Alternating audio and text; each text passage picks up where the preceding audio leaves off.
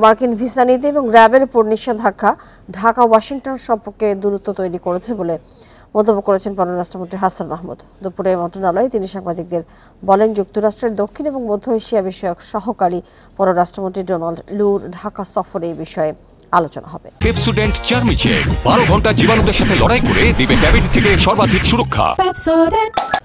আগামীকাল দুদিনের সফরে আবারও ঢাকায় আসছেন ডোনাল্ড লু।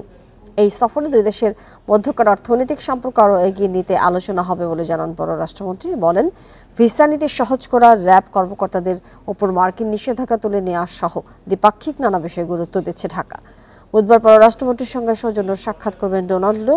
পররাষ্ট্র সচিবের সঙ্গেও বৈঠকের কথা রয়েছে তার। এছাড়া প্রধানমন্ত্রীর বেসরকারি শিল্প এবং বিনিয়োগ বিষয়ক উপদেষ্টা সালমান এফ রহমানের সঙ্গে বৈঠকের পাশাপাশি সুশীল সমাজের প্রতিনিধিদের সঙ্গেও বসবেন ডোনাল্ড লু।